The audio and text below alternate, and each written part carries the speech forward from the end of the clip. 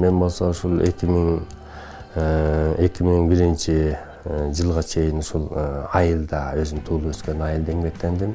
Бизде профсоюз уюмуна караштуу спорт школа бар эле. Ошондо машыктыруучу болуп иштеп, андан кийин ошо Асанбек Таалдиев орто мектебинде мугалим болуп иштедим да.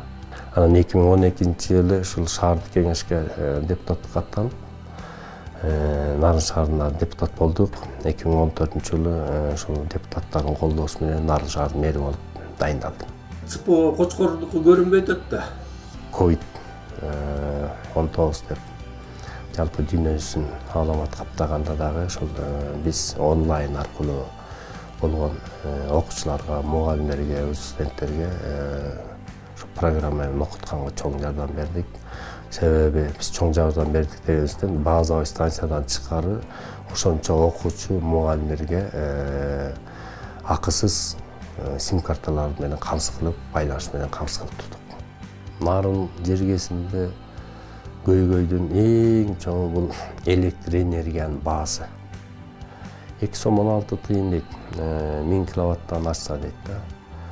Бул эми 1000 киловатты бала бакыралуу кыштын күнү 3 эле күндө жагат. Сарамжалды пайдаланса бир жумада жагып коет да.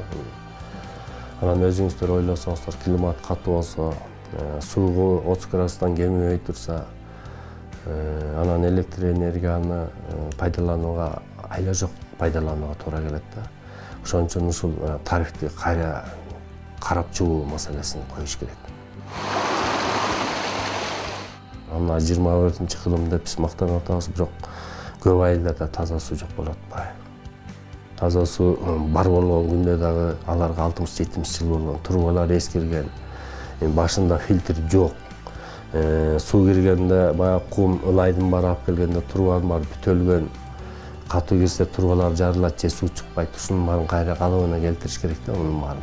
Андан тышкары булардын дагы эң чоң программасы мен кабыл алганым кайталанма структуралардын баарын жойсок болот. Булардан туура да кээ бир жерде карасаңыздар структуранын баарын кабыл ала беришкен, ага түпкү жыйынтыгында бул бюджетибизге келген оорчулукту алып келип атат да.